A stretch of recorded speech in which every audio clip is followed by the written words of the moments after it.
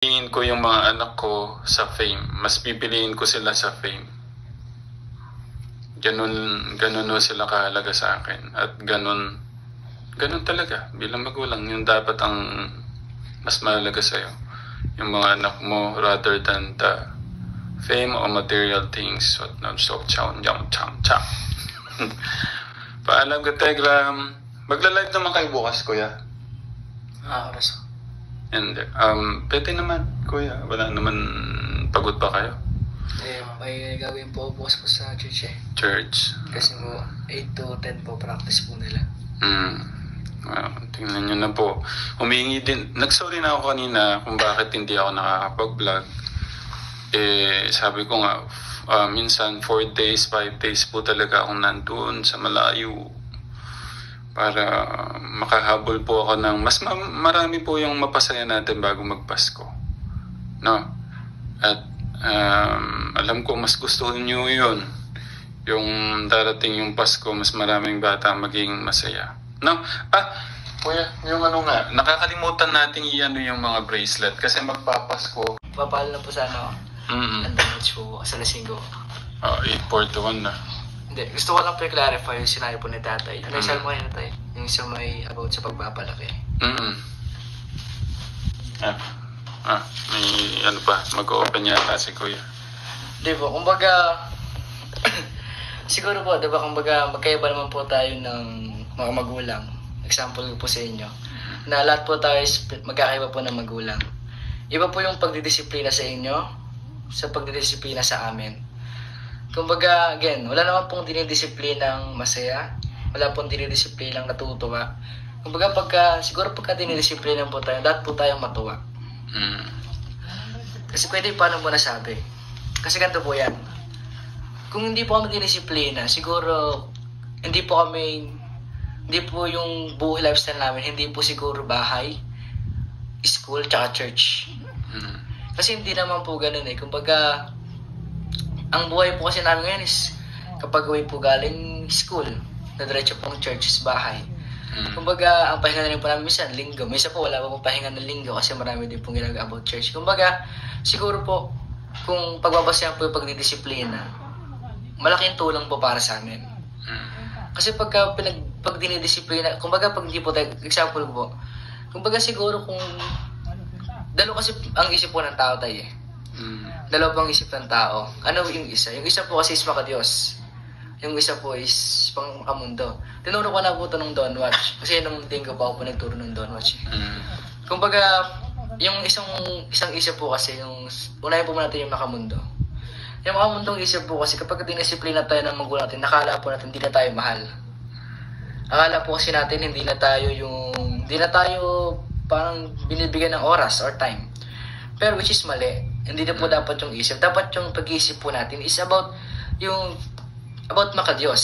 Paano naman yung pag-iisip natin? Kung pag-iisipin natin na, oo nga, tama naman sila. Kumbaga, bakit hindi natin kampihan kung ano yung tama? Ba't pa natin kampihan yung mali? Tsaka siguro, mahirap po para sa inyo natanggapin kung paano yung pagdidisiplina sa amin. Kasi magkaiba po tayo ng generation. Magkaiba po tayo ng generation na kinalakihan. Magkaiba po tayo ng magulang na sinasamahan. Hindi naman po kami yung, kumbaga kung paano po disiplina ng magulang nyo, is iba po sa amin.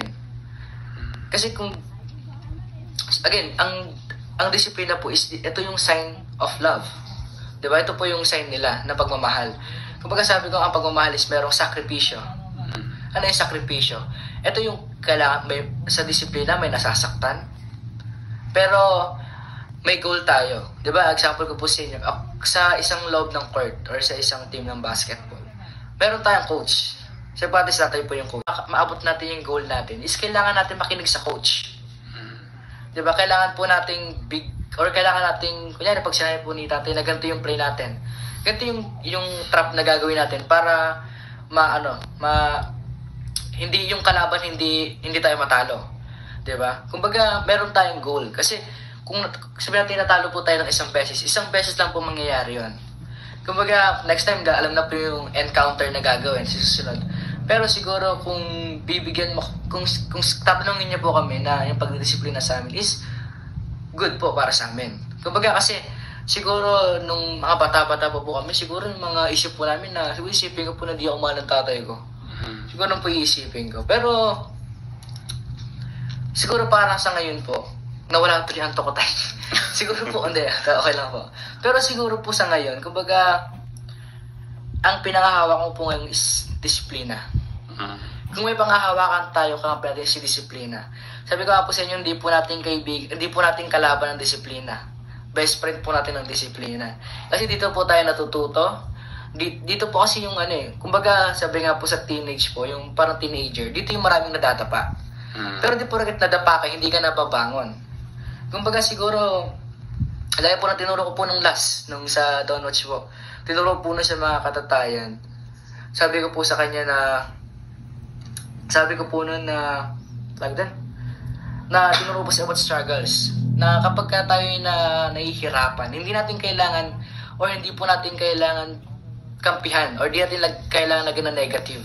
Kapag ang isipin po natin is yung positive. Kasi kapag kinampihan po natin, or nagkaroon po tayo ng negative side, isang iisipin po natin na, ayoko na. Diba? Yan po kasi isipin natin. Kumbaga, huwag na natin parang pansinin yung ganito. Diba? Kumbaga, ang isip pagka nasa positive side na po tayo, na ito yung lesson learned.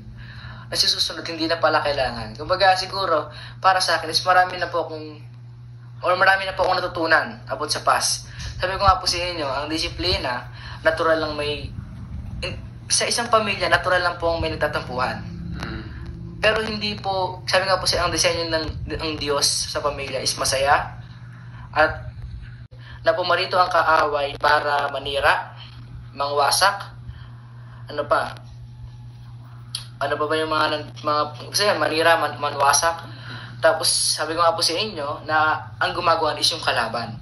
Na hindi po de porket magkakaaway kayo sa isang pamilya is kailangan nyo magwatak-watak. That's not the solution. Kumbaga yung solution natin is ayusin at pagbuklurin.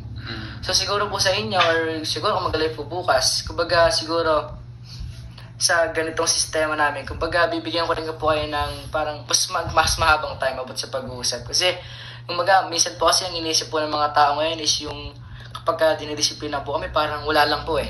Kumbaga parang kapag dinisiplina kami, parang brutal. Again, ang disiplina po sa amin, hindi po yung parang brutal na. Sabi ko nga po sa inyo, kapag dinidisiplina po ako ni tatay, hindi naman po siya namamalo.